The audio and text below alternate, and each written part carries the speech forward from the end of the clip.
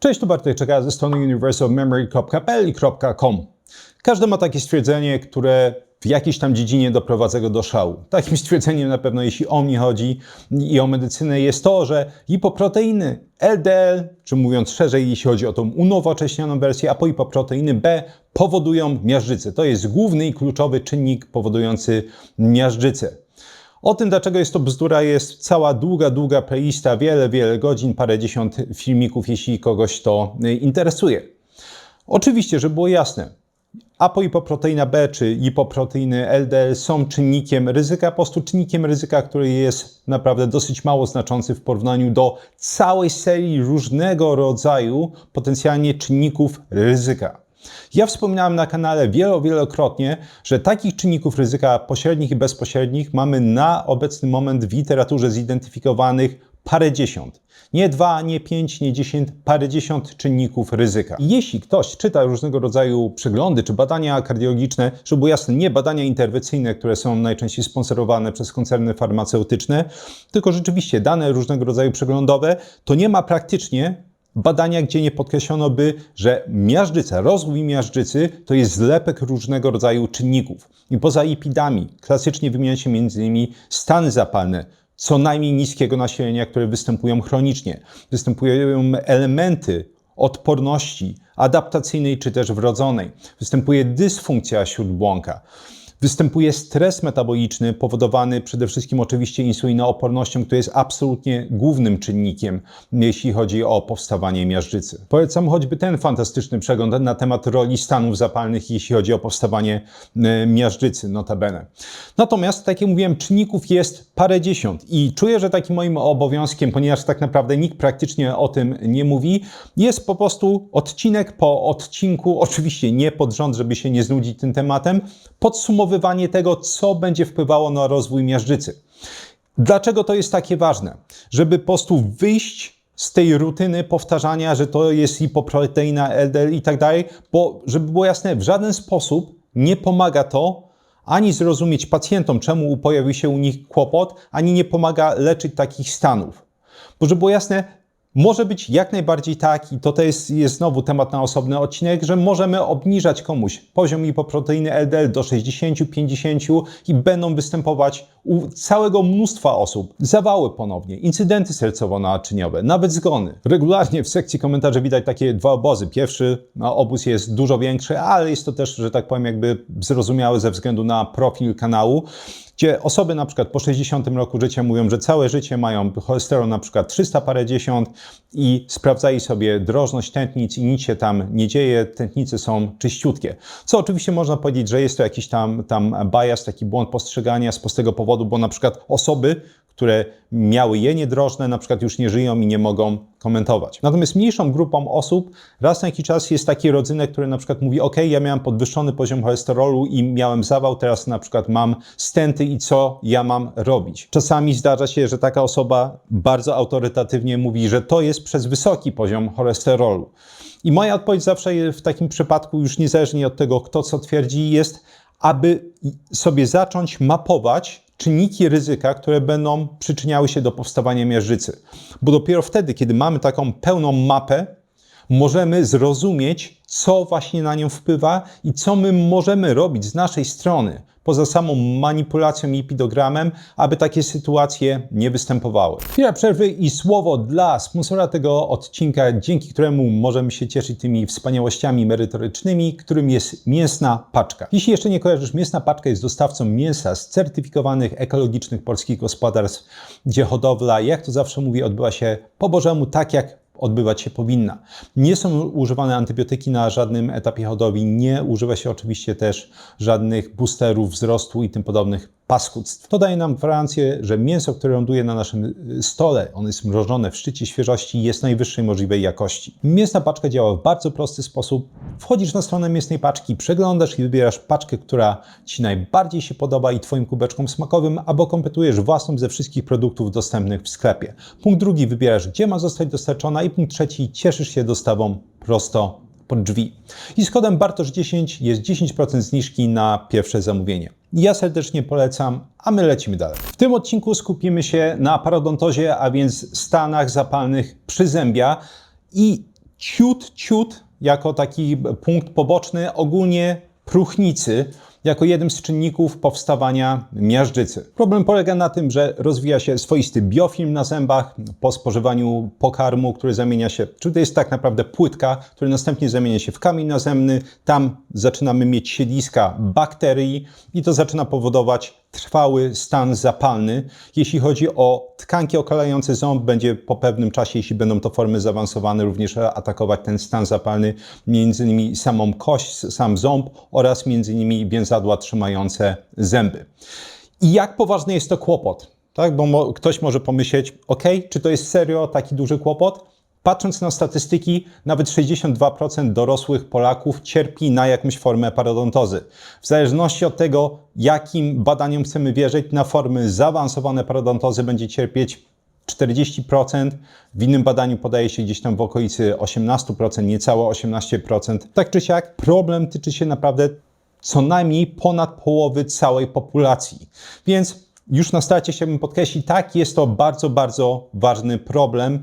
Nie tylko dlatego, że jak zaraz będę pokazywać na naprawdę całej tonie różnego rodzaju mechanizmów, będzie to przyczyniać się bezpośrednio do powstawania miażdżycy. Będzie przyczyniać się to, uwaga, do destabilizacji blaszki miażdżycowej, a więc po prostu będzie przyczyniać się do tego, że ona będzie łatwiej się odrywać potencjalnie i powodować zawał, czy choćby zatorowość płucną.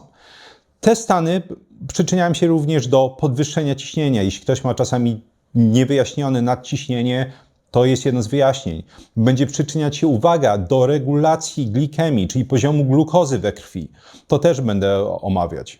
Mamy nawet świetne dane, że potencjalnie stany te będą przyczyniać się do rozwoju choroby Alzheimera. Będą przyczyniać się do rozwoju albo pogorszenia różnego rodzaju chorób stawów, choćby klasyka, czyli reumatoidalnego zapalenia stawów. A więc, żeby było jasne, jest to coś, co będzie naprawdę wpływać praktycznie całościowo na nasze zdrowie. Jest to jednocześnie coś, co wydaje mi się populacyjnie jest bardzo często najzwyczajniej w świecie ignorowane. A warto przypomnieć, tak jak powtarzam na kanale, ciało nie jest debilem.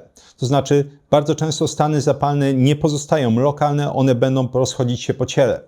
A jak zaraz zobaczycie, kłopot z jamą ustną jest taki, że jest to najsłabsze ogniwo, jeśli chodzi po prostu o nasze zabezpieczenia w organizmie. To znaczy najłatwiej przejść do organizmu systemowo poprzez jamę ustną. Jama ustna to jest tak naprawdę wyrwa w naszej zbroi, jeśli mówimy o organizmie jako całości. Czemu? Mamy tam dwa elementy, które są po prostu same z siebie już na starcie dosyć mocno przepuszczalne. Nawet jeśli jesteśmy dosyć zdrowi. Jest to nabłonek łączący.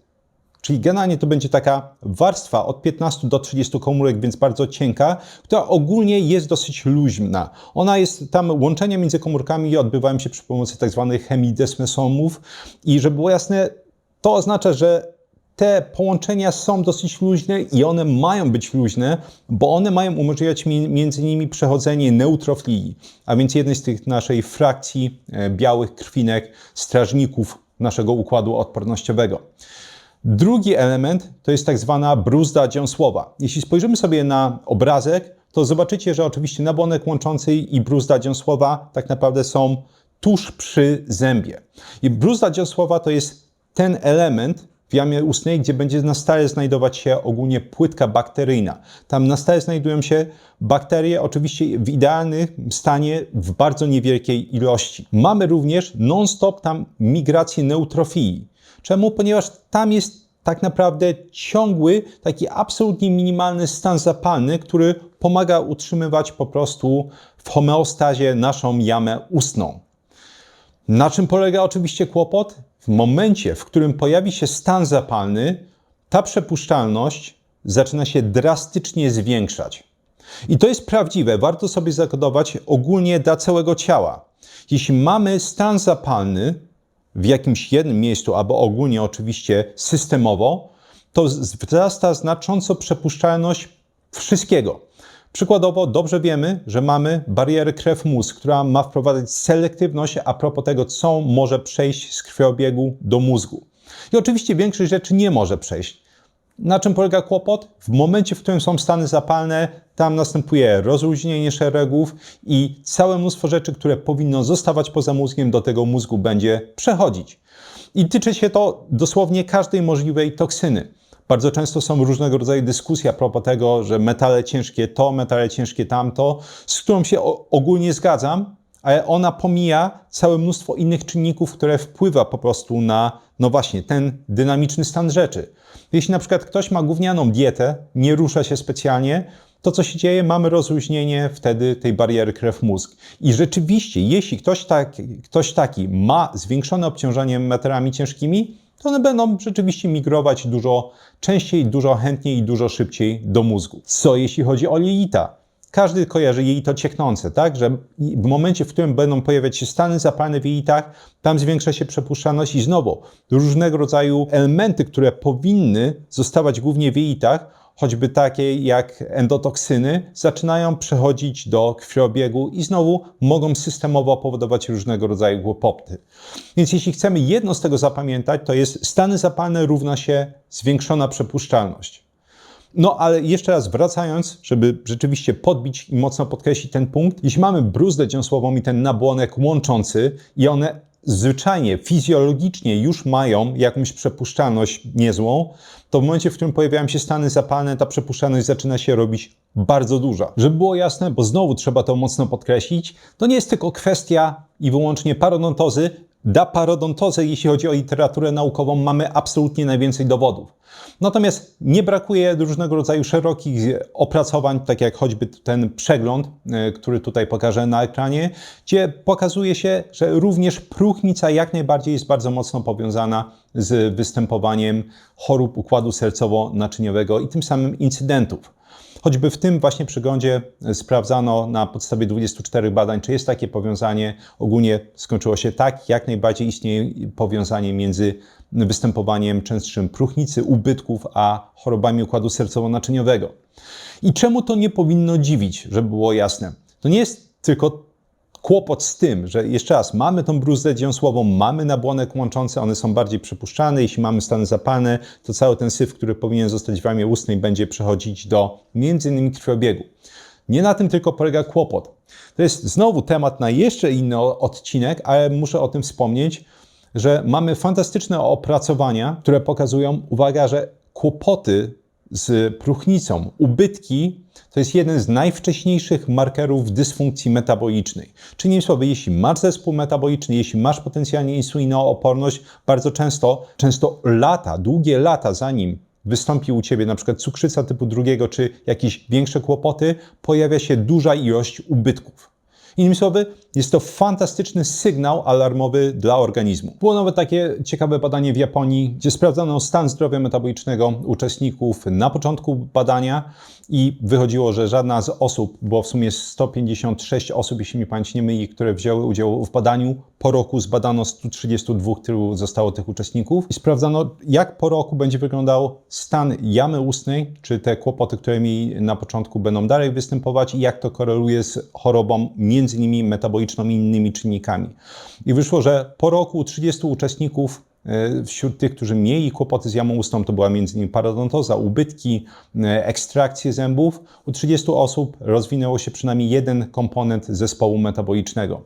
Innymi słowy, jeszcze raz, jest to sygnał alarmowy i to taki, który naprawdę ciężko jest nie zauważyć, bo jeśli ktoś tylko chodzi na kontrolę do dentysty, to oczywiście będzie wiedzieć, że coś tam dzieje się nie tak, jeśli chodzi o zdrowie i higienę jamy ustnej. Zresztą badano to choćby w pracy z 2024 roku. Tam badano korelację między występowaniem ubytków w jamie ustnej, a różnego rodzaju kłopotami zdrowotnymi i najwyższa korelacja, tak naprawdę jedyna bardzo znacząca, wyszła właśnie między kłopotami metabolicznymi a występowaniem próchnicy. Przejdźmy do mechanizmów. Skąd biorą się kłopoty między innymi z miażdżycą, chociaż tak jak wspominałem na początku filmiku, również między innymi chorobami czy jednostkami chorobowymi.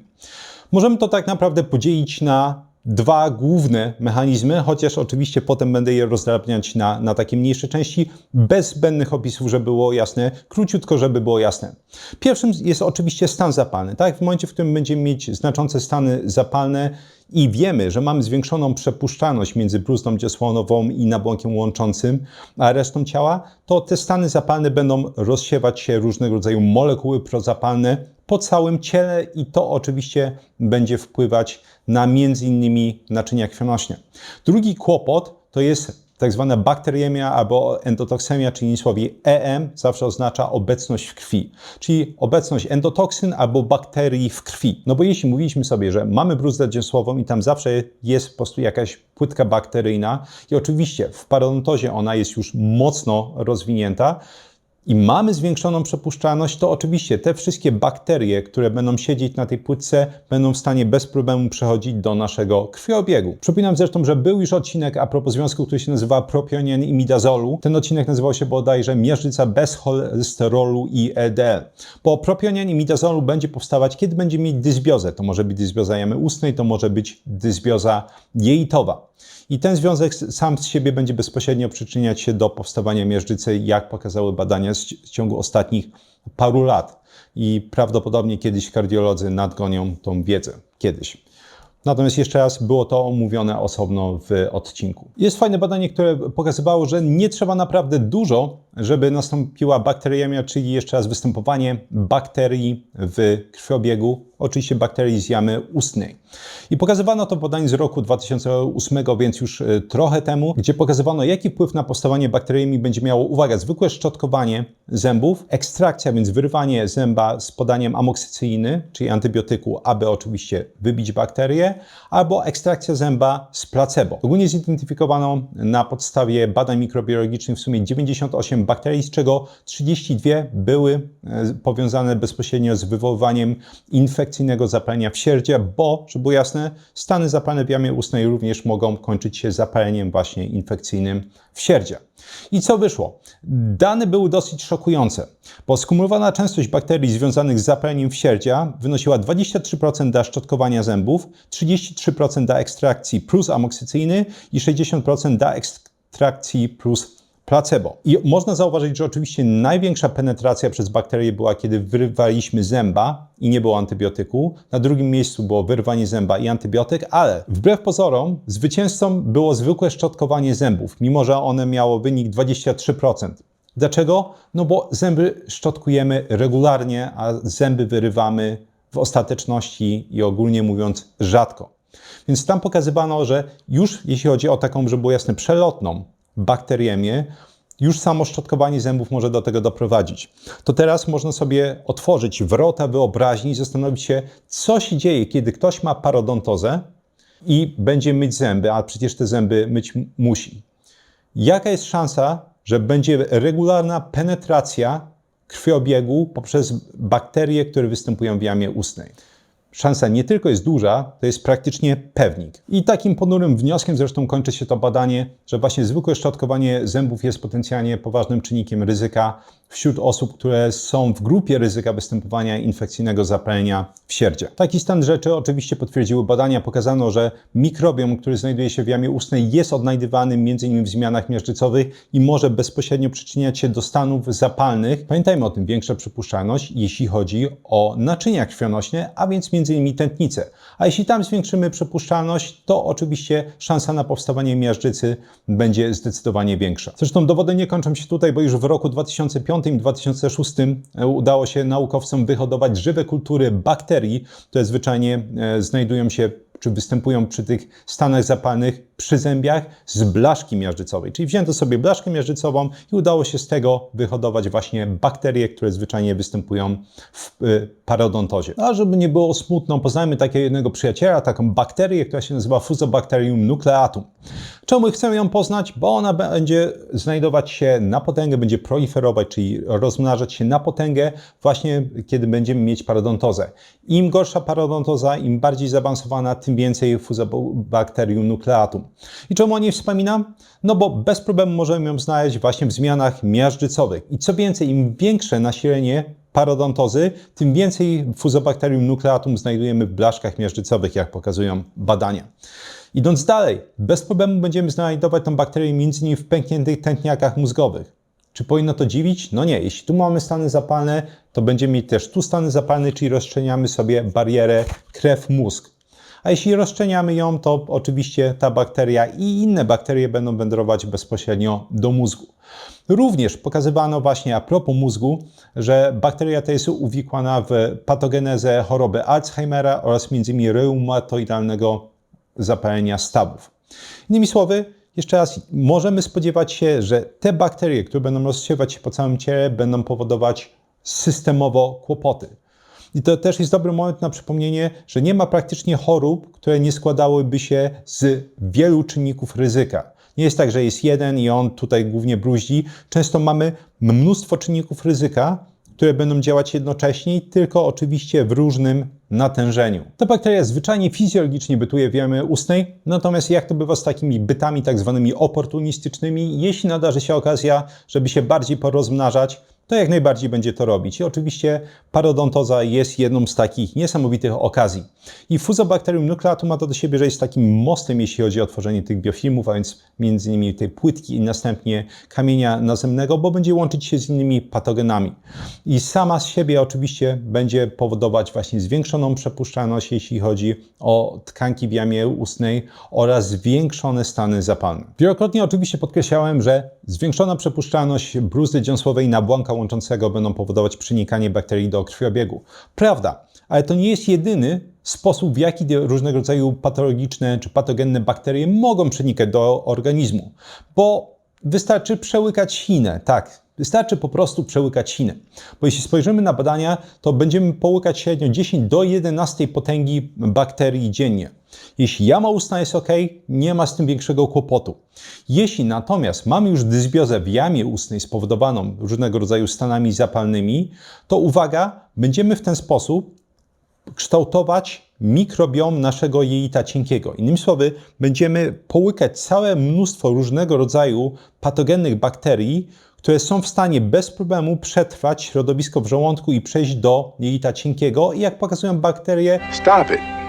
Get some help. jak pokazują badania, a nie bakterie, powodować tam dysbiozę. Jedna z takich bakterii to jest Porphyromonas gingivalis. Pokazywano to choćby w roku 2019. Są różnego rodzaju inne badania, które nawet pokazują, że jeśli będziemy mieć stany zapalne mocne w jamie ustnej, czyli znowu najczęściej będziemy to łączyć z parodontozą, to może to wpływać na pogorszenie stanów zapalnych jelita grubego, a więc już dużo dalej niż jelito cienkie. Także trzeba zapamiętać, że jama ustna to jest właśnie ten nasz najsłabszy punkt. Od tego może zacząć się naprawdę całe mnóstwo różnego rodzaju kłopotów. Kolejnym z rzędu mechanizmem jest patologiczne trenowanie naszego układu odpornościowego. Bo jeśli coś można powiedzieć o ludziach, to jest świetnie adaptujemy się do praktycznie każdego możliwego środowiska, każdych możliwych warunków.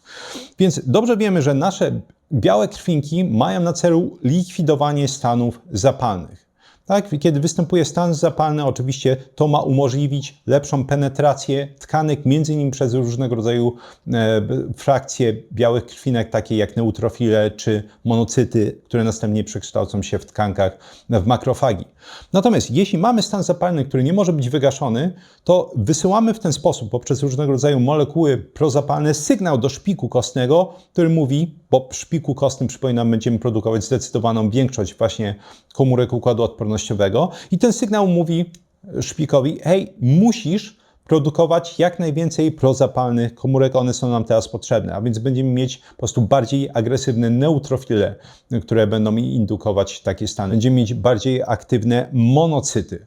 Innymi słowy, nie tylko mamy stan zapalny, ale jeszcze trenujemy cały nasz układ odpornościowy, czy przynajmniej dużą jego część, żeby produkować jak najwięcej komórek układu odpornościowego, które będą tak naprawdę ten stan pogarszać. A przypominam, że zwyczajnie jeszcze raz przepuszczalność między innymi bruzdy dziąsłowej na błonka łączącego ma być niska właśnie po to, żeby neutrofile mogły przechodzić.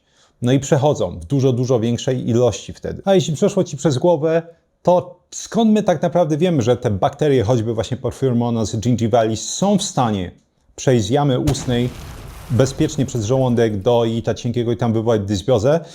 Bo są badania, gdzie połykano dosłownie te bakterie i potem sprawdzano właśnie, czy można ją wykryć w jelitach. I nie tylko można ją wykryć w jelitach, gdzie powoduje właśnie dysbiozę, ale również powoduje potencjalnie rozsianie aż do wątroby. Jeśli słuchasz tego wszystkiego i kiwasz głową i przynajmniej mówisz, gorzej już nie będzie.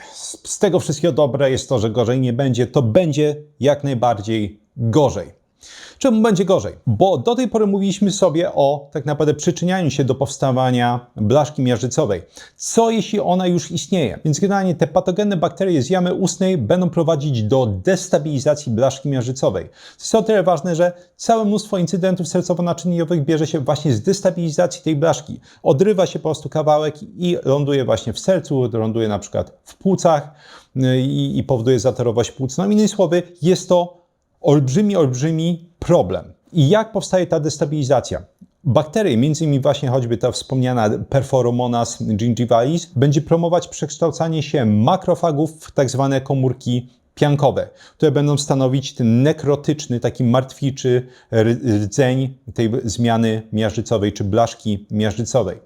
No ale komórki piankowe same z siebie mają to do siebie, że będą produkować tak zwane metaloproteinazy macierzy, czyli związki, które będą rozpuszczać m.in. struktury kolagenowe.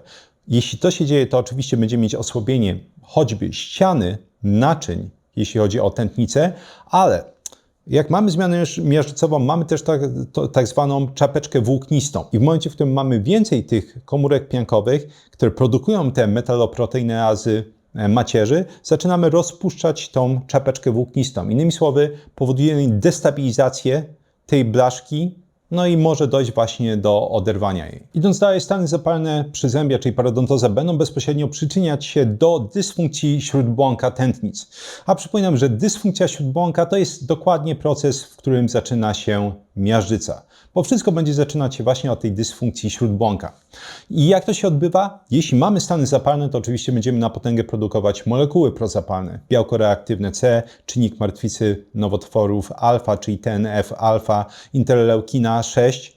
I to będzie powodowało bezpośrednio dysfunkcję śródbłąka. Jeśli mamy dysfunkcję śródbłąka, to przypominam, będziemy produkować automatycznie mniej tlenku azotu poprzez tą syntezę tlenku azotu śródbłąkową, czyli enos. Innymi słowy, będziemy mieć wyższe ciśnienie i będziemy mieć większą sztywność naczyń krwionośnych.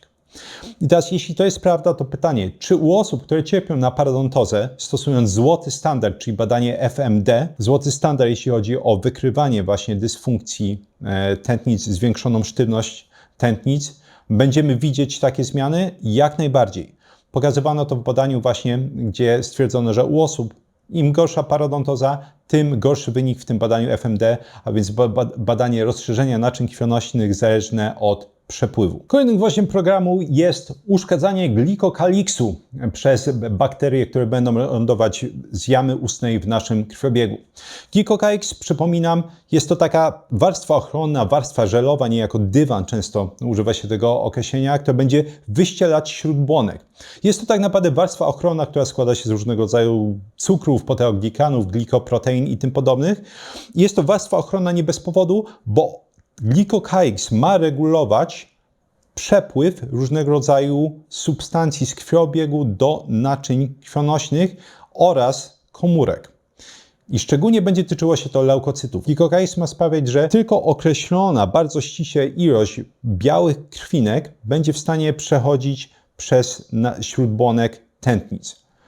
Co się dzieje, kiedy mamy eliminację glikokaliksu? Będziemy mieć tak naprawdę bardziej lepki śródbłonek, to znaczy na przykład dużo więcej monocytów jest w stanie przyłączać się do receptorów, które znajdują się w śródbłąku tętnic, VK1 i CAM1, opisywałem je wielokrotnie na kanale i następnie tam przemieniać się w makrofagi. Makrofagi mogą przemienić się właśnie w komórki piankowe i mamy miażdżycę.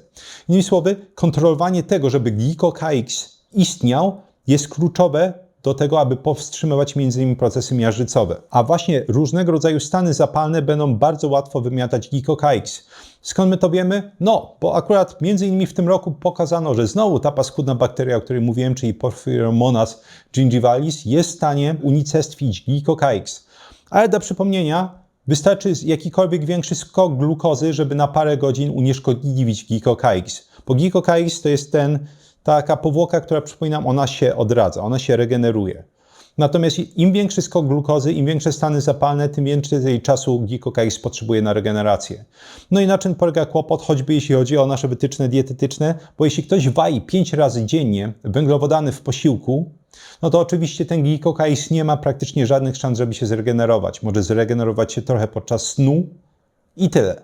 A wiadomo, że posty są szkodliwe według obecnej medycyny akademickiej, tak? No właśnie między innymi podczas postów ten glikokaids jest w stanie się fantastycznie regenerować. Warto jeszcze na chwilę wrócić do wątku neutrofilii. Mówiliśmy sobie, że w momencie, w którym mamy ten stały stan zapalny w jamie ustnej, będziemy trenować szpik kostny, aby produkował bardziej agresywne formy neutrofilii. I żeby było jasne, same neutrofile oczywiście z siebie będą pierwszą linią obrony, jeśli chodzi o różnego rodzaju zagrożenia, czy tkankowe między innymi. Bo neutrofile w tym przypadku, jeśli będziemy mieć tam oczywiście w jamie ustnej bakterie, będą chciały je zwalczyć. Chcą zwalczać bakterie, chcą zwalczać patogeny. I jeden z mechanizmów, który jest do tego używany, to tak zwane NET, czyli dosłownie, jeśli chodzi o skrót sieci, jest to skrót od zewnątrzkomórkowej sieci neutrofilii. To są dosłownie, można powiedzieć, takie struktury, które są zarzucone na bakterie, właśnie po to, żeby je unieruchomić i wybić, mówiąc kolokwialnie. Ale jest tego ciemna strona, bo właśnie używanie non-stop tych netów będzie powodować m.in. zwiększone stany zapalne, będzie powodować m.in. zwiększoną przepuszczalność tkanek, uszkodzenie śródbłąka, tak jak mówiliśmy, więc jest coś za coś.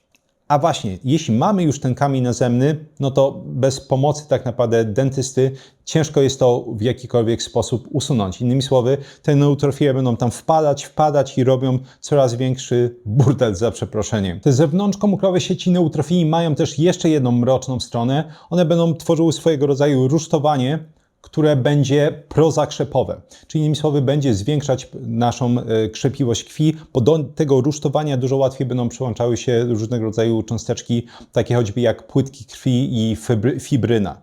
Innymi słowy, będziemy potęgować jeden z takich klasycznych kłopotów, jeśli chodzi o występowanie incydentów sercowo-naczyniowych, czyli po prostu będziemy zagęszczać naszą krew i zwiększać agregację płytek krwi. Wymieniałem tak naprawdę dużo, nazwijmy to, bardziej ciekawych mechanizmów, które będą prowadzić do powstawania miażdżycy, jeśli chodzi o te stany zapalne w jamie ustnej, ale warto podkreślić, że mamy też wpływ na absolutnie klasyczne i już znane nami zidentyfikowane czynniki ryzyka, bo możemy pokazać między innymi, że te bakterie, które będą przechodzić z jamy ustnej do krwiobiegu, one będą powodować zwiększanie utleniania lipidów, między innymi lipoproteiny LDL.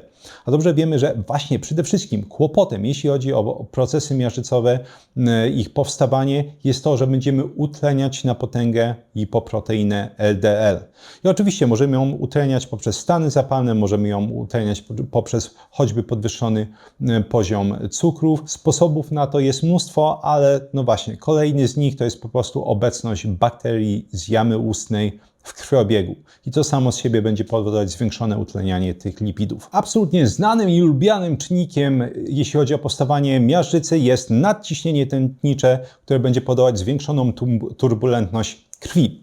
No więc pokazano w badaniu z 2019 roku, mówiąc już po prostu skrótowo, oczywiście wszystko będzie w pierwszym komentarzu pod filmikiem w sekcji literatura naukowa, jeśli ktoś chce przeczytać całe badanie, ale pokazano, że wśród osób, które cierpiały na średnią albo zaawansowaną parodontozę i miały nadciśnienie tętnicze, spadek skurczowego ciśnienia tętniczego korelował bardzo ładnie z usuwaniem problemu. Czyli innymi słowy, im lepszy był rezultat leczenia tej parodontozy, tym większy mieliśmy spadek ciśnienia. I patrząc na te wszystkie mechanizmy, które mówiłem, nie wydaje mi się, że ktokolwiek z Was powinien być już zdziwiony. Kolejnym czynnikiem ryzyka jest oczywiście podwyższony poziom glukozy w krwi, a więc podwyższona glikemia. Więc pokazywano w metaanalizie, która gromadziła w sumie 35 badań randomizowanych z grupą kontrolną, że leczenie parodontozy prowadziło do znaczących spadków hemoglobiny glikowanej HB1AC. Innymi słowy, podsumowując na ten moment, same choroby przyzębia, stany zapalne przyzębia, stany zapalne w jamie ustnej będą działać na klasyczne znane czynniki ryzyka, czyli nadciśnienie, podwyższony poziom glukozy we krwi, utlenianie lipidów. I wydaje mi się, że to wszystko na ten odcinek. Jest on wystarczająco długi, ale mam nadzieję, że się podoba. Mam nadzieję, że dowiedziałeś się mnóstwo ciekawych rzeczy. Jak zawsze zauważyłeś to, co starałem się przekazywać non-stop, że ciało to jest po prostu system naczyń połączonych. Nie jest tak, że jeden system może być dysfunkcyjny i nie będzie to wpływać na inne systemy. Dlatego jak ktoś ironicznie zauważył w jednym z moich odcinków właśnie na temat miażdżycy, że najłatwiej to chyba być zdrowym. Najłatwiej być zdrowym, jak najbardziej. To minimalizuje szanse na powstawanie miażdżycy. Mam nadzieję jeszcze raz, że odcinek się podobał, dowiedziałeś się czegoś nowego. Daj mi znać w komentarzach, co było najciekawsze dla Ciebie, najbardziej szokujące.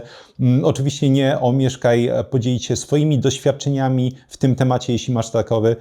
Wszelkie anegdoty medyczne są zawsze bardzo mile widziane u mnie w komentarzach. I oczywiście, jeśli masz do mnie bezpośrednio jakieś pytania, to daj znać w sekcji komentarzy. Ja przynajmniej przez parę godzin postaram się być aktywny i odpowiedzieć na tyle komentarzy, na ile mi się uda. Klasycznie oczywiście polecam wszystkie swoje flagowe kursy Vocabulary Labs, czyli laboratoria językowe, gdzie pokazuję, jak samodzielnie opanować dowolny język z dowolnej rodziny języków. Jest to system w pełni uniwersalny, który można po prostu stosować do nauki nawet paru języków naraz, jeśli ktoś ma wystarczająco dużo czasu. Wszystko oczywiście po to, żeby przestać płacić non-stop za korepetycje, szkoły językowe, aplikacje, podręczniki i tym podobne wynalazki. Kurs Experts Incubator, czyli kuźnia ekspertów, gdzie z kolei pokazuję, jak samodzielnie opanować dowolną dziedzinę od A do Z, jak skutecznie zapamiętywać informacje, jak tworzyć ich głębokie zrozumienie, wdrażać suche informacje w praktykę.